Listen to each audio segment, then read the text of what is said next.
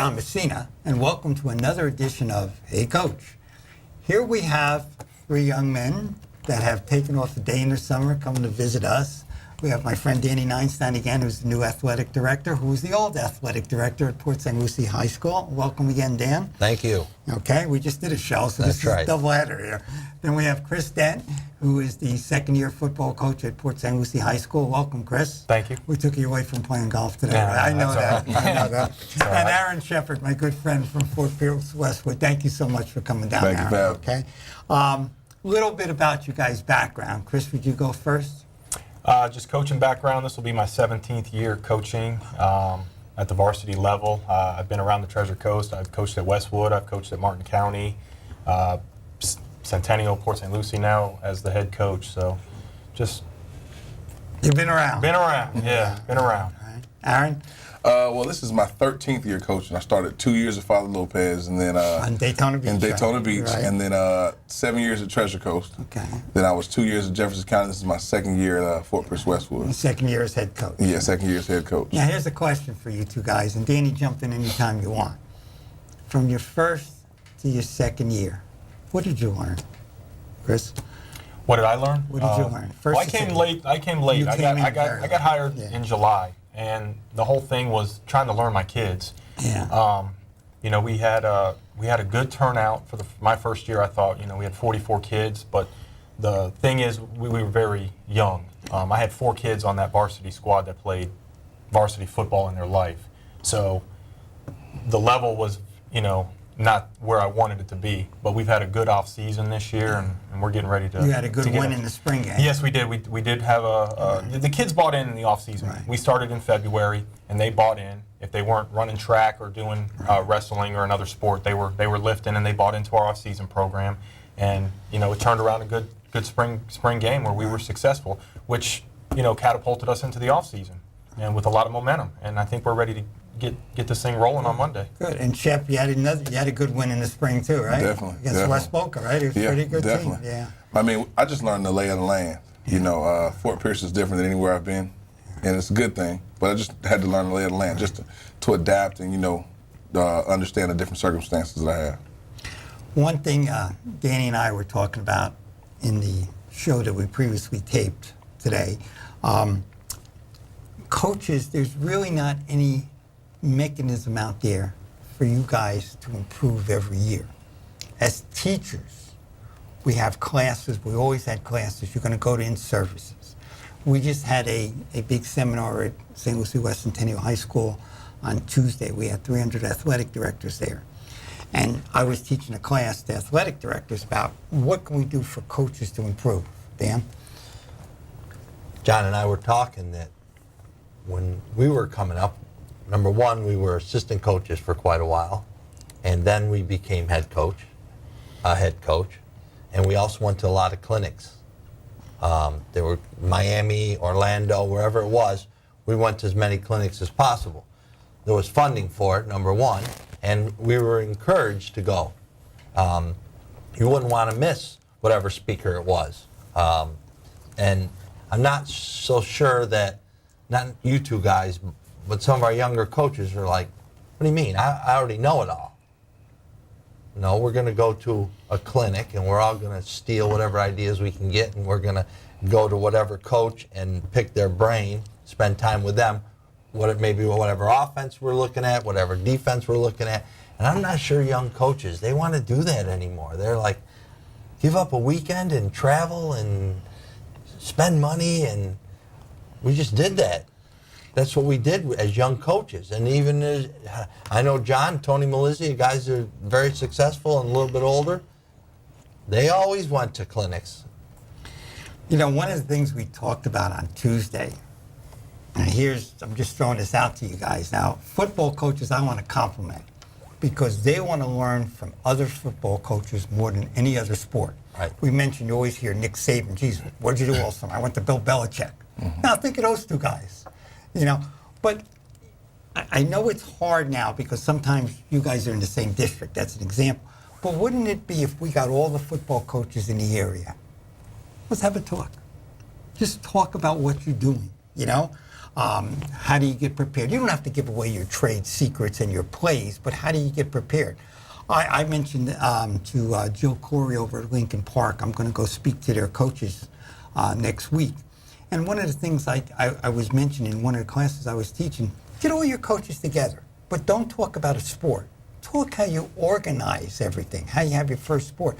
You know, would that be an idea that you can get all your football coaches? It doesn't have to be just in this county, but geez, we could bring in what, Dan, 20 football coaches, have some pizzas, and let everybody talk about, hey, this is a motivation. You don't have to say, well, I'm going to run this sweep on third downs. You know, what do you think about that, Chris? I think that's a good idea. I think, you know, I try to go to clinics, you know, like this year I went to the Nike clinic in Orlando and then the FACA in the summertime up in Daytona. And you know, you learn stuff. It's a copycat. You know, everybody says it's a copycat league with you know the NFL. They all copy each other. College, you know, NFL's starting to copy college. So, yeah, you don't have to give away your secrets, but you can also get stuff. Like I can get stuff from Coach Shepard. Right. And you know, not that I want his offense and his defense, but just like how you know some things like you were saying, like how do you prepare for something like this, or how do you prepare for something like that? And I think everybody's got you know a little bit of information. And it's all good information that everybody can share and just make everything better. Make your program better, make their program better. Right. And, Shep, I think football coaches, again, more than anybody else, share. Especially, you know, we'll get into talking about scouting a little bit later, but you guys will talk to each other. I know, you know, a few times when Coach Parker got knocked out of the playoffs, he's saying, geez, this guy called me. I got to go help him set up a defense for that. Isn't that true? Yeah, definitely. I mean, a lot of coaches are really don't mind working with each other. Right. I mean, you know, me and Coach are talking anytime, and that's how your off-season is. You know, one of my best friends in the world is another high school head coach that we actually play, Irvin Jones, the treasure coach, and we talk all the time about offense, defense, special teams, preparation, and we play each other. You know, so it would be a good thing to get together. I think what gets lost in it sometimes, and this is not a shot at young coaches, but as you get older, you get more humility and you understand that more. And when I started coaching, I was an assistant for a very long time before I got a head coaching job. Nowadays, with the media, and you can be a name and get hired before you ever have to learn any sort of humility or any sort of part of the game. You can just be a good player or a good name. Dan, one of the things that I think I learned from you is when we did interviews, my later years as an athletic director, when I did an interview, somebody would come with a piece of paper and say, geez, I won this game, I won this game, I won this game. Whoa. Okay? I'm going to put you in a role situation that the coach that you're replacing or trying to replace, and you tell me how that's going to happen. How are you going to adjust to it? You know? How are you going to do that? Isn't that a situation? I remember we were interviewing for a football coach one time, and we were asking questions that he was caught off guard.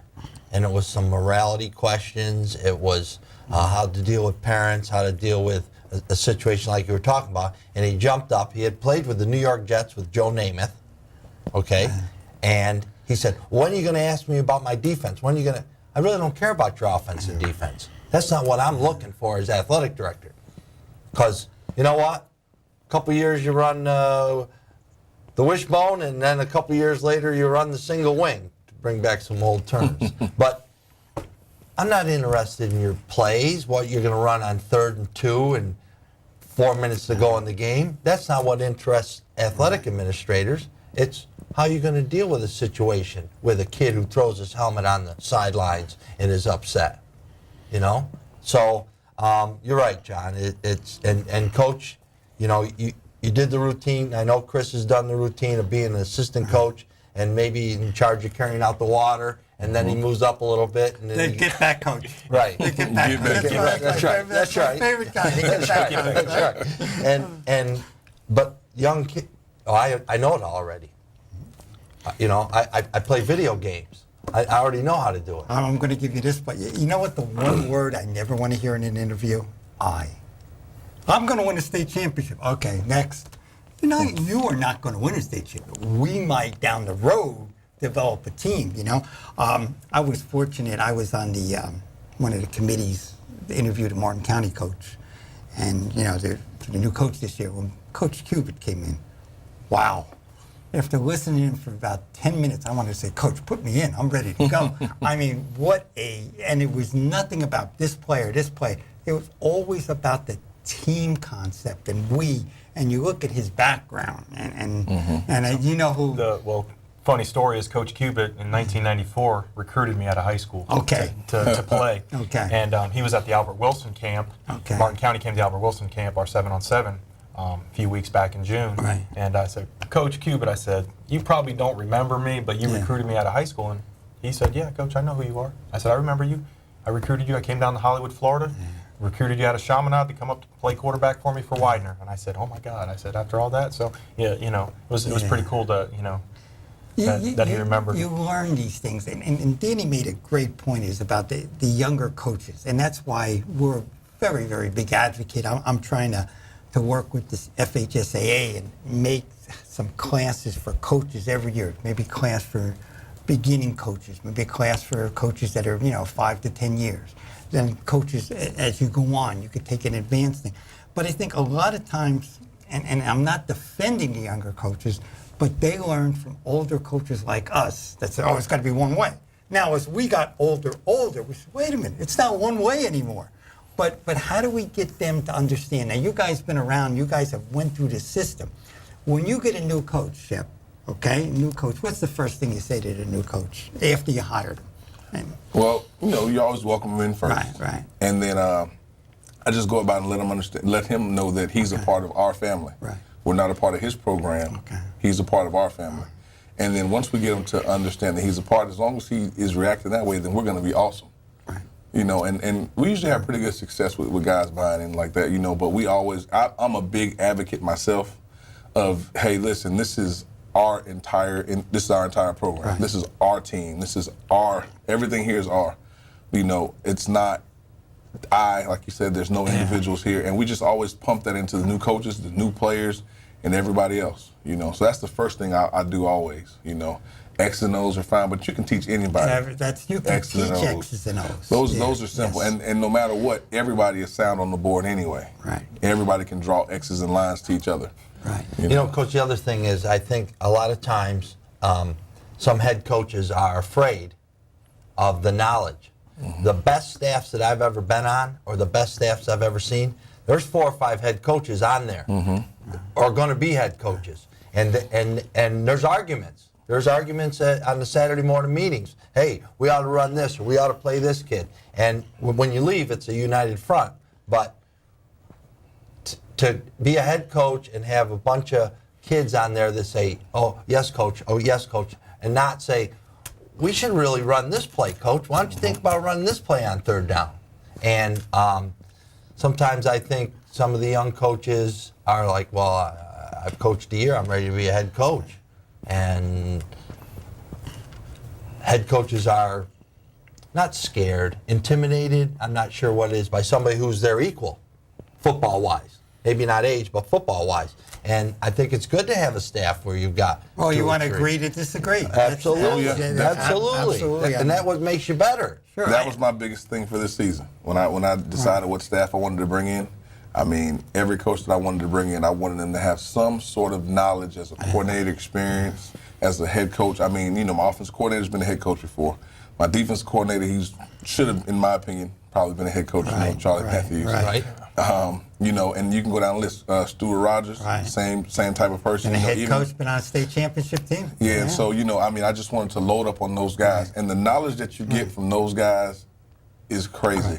Sometimes I'm at practice, and I'm not bored, but I am standing back taking notes myself. But that's the way, I think that's the job of a head coach to observe. When I worked with Tony all those years with baseball, we never saw each other during practice. Tony had the pitchers and he had the defense. I was working with the hitters and something else.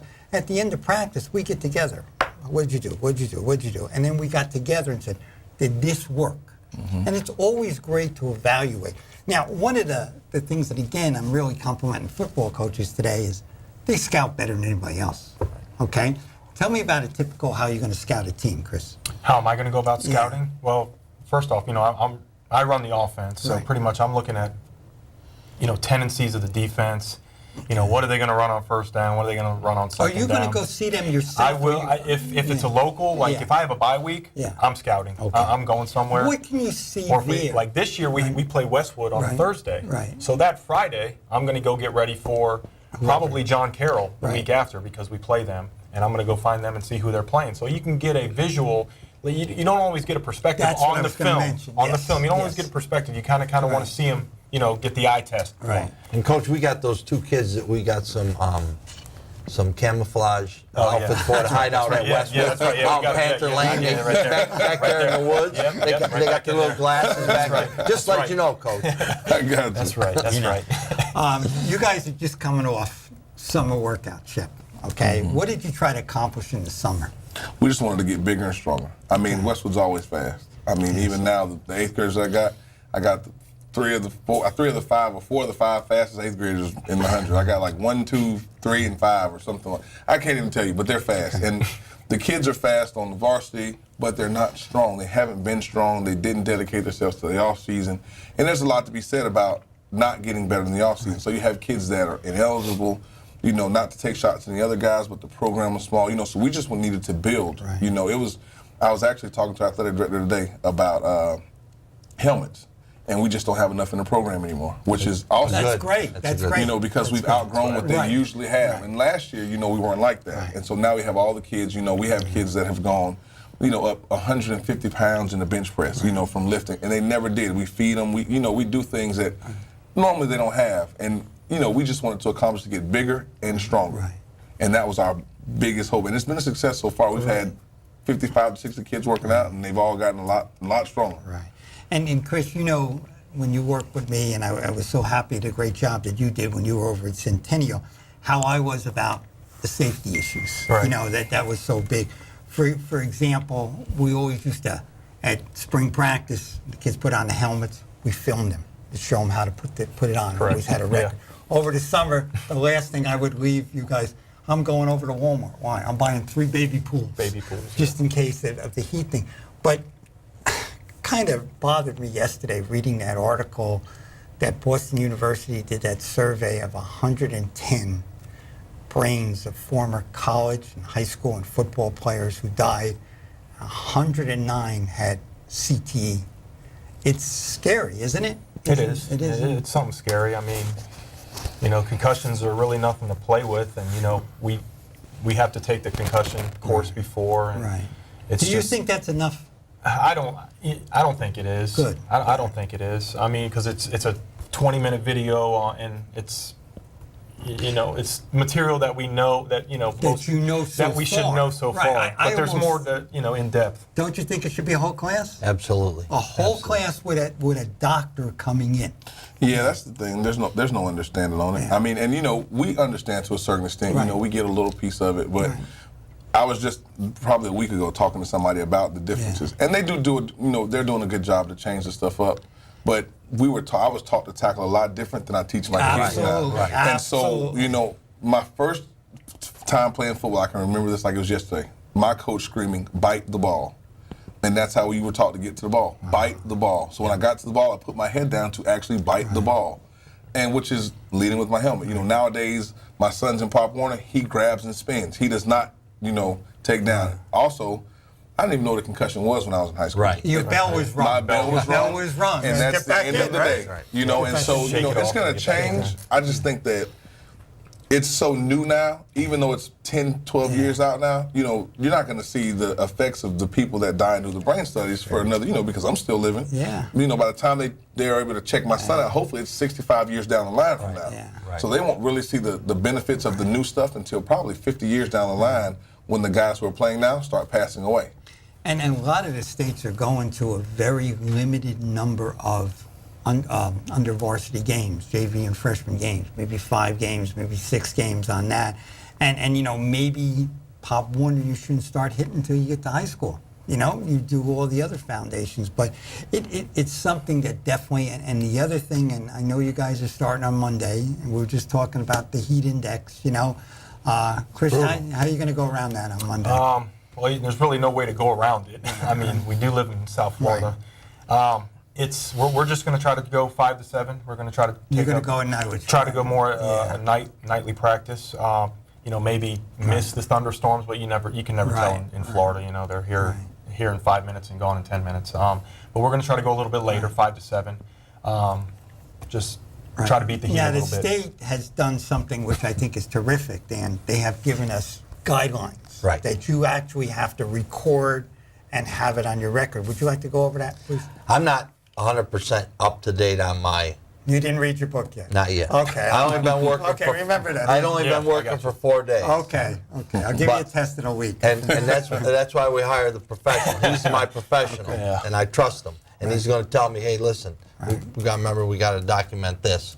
Yeah, I do. And Is it water breaks as every far as 30 minutes? Yeah. As far as when I create a schedule, I put it on paper. Right. I always document so in case somebody has an issue. But I usually give water every 20 minutes. Yeah. We'll do a 20-minute break every Which is great. And that's what's changed from when we were kids. in high school. Yeah. I mean, we had one big bucket of water, one ladle, Yes. and Johnny Soroka was the big lineman. He was the first one in. His hands were always dirty and bloody and everything. no He was the water first around. one in, right? And maybe you didn't get a water break if you didn't do what you were supposed to, because the coach was Vince Lombardi type and said, "Oh, you didn't earn your water break."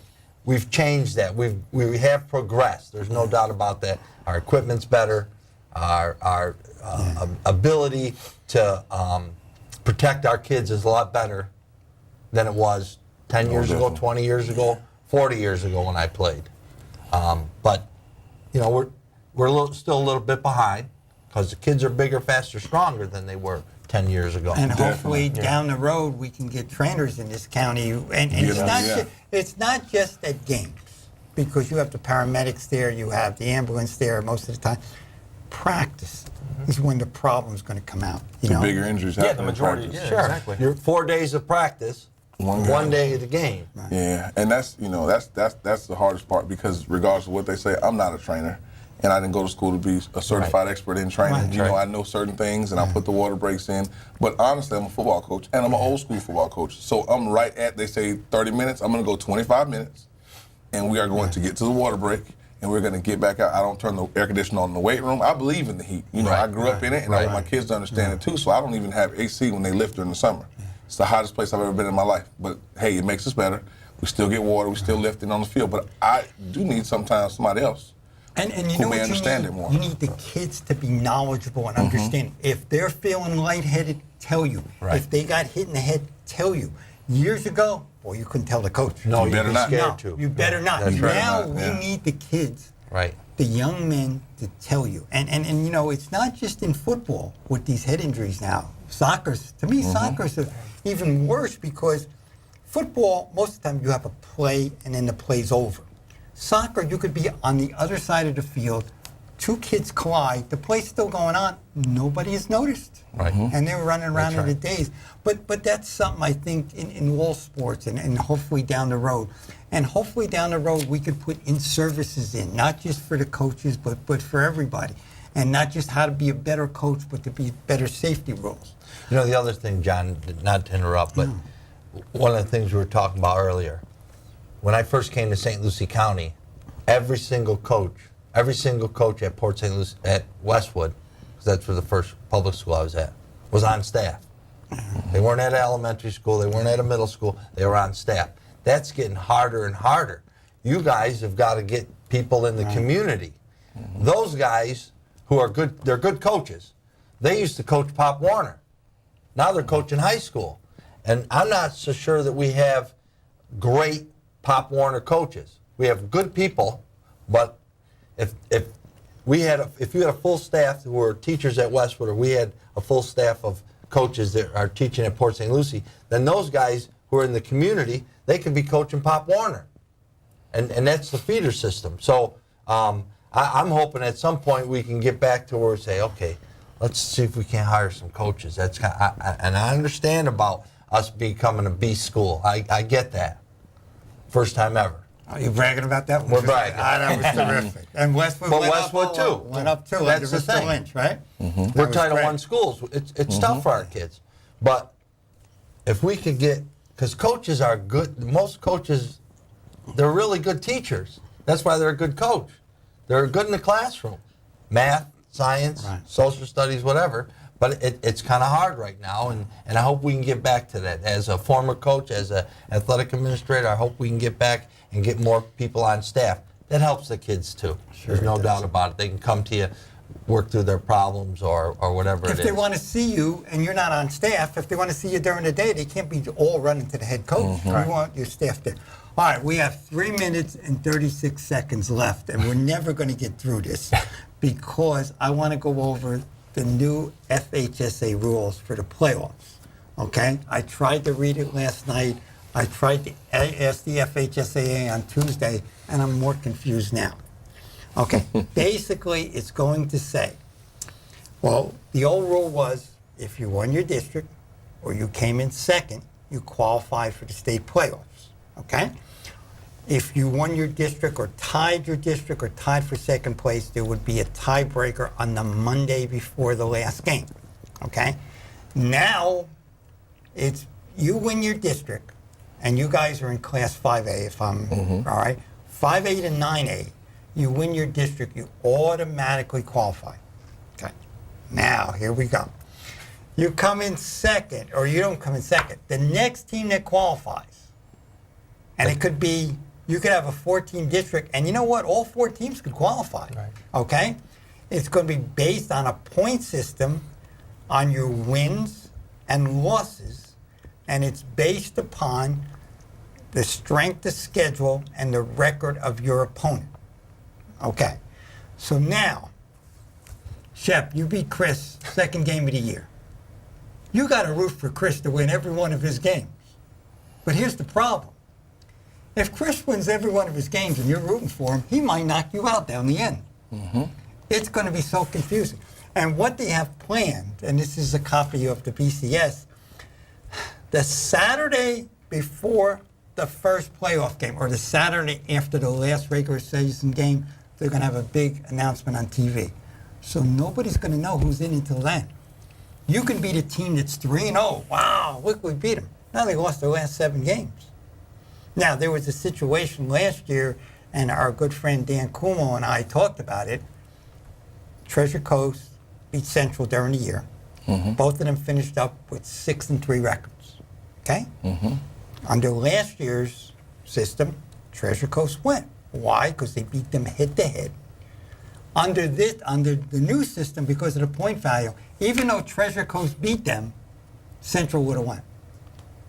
So how we got a minute left. I know we're going on quick. I mean, I know it's going to be your AD's job because you guys are worried about winning. You'll never get it right. I mean, not with that system. I can't say much about it, obviously, but Right. I mean, you'll never get it right, and you don't know who to schedule because That's 2 years exactly ago, right. American Heritage Delray Right. was a game away or won the state title Right, or whatever they right. were, and last year they were 3-7. Right. How do you determine who to play? See, that was my big argument, and I put my 2 cents in this week. I said, well, you got to schedule the toughest teams. You don't know who the toughest teams are. You don't know who they are because your tough team could play a real tough schedule, and that tough team can go 4-6. And now that we have 25 seconds to go, because boy, doesn't time fly here? I want to thank you guys coming in. I want to really root for you guys, and I'm definitely going to your game when you play each other. Danny, we'll get together soon. Absolutely. Absolutely. But you guys are doing a great job, and you definitely are role models for St. Lucie County. But thank you so much for coming in, and welcome to another edition of Hey Coach.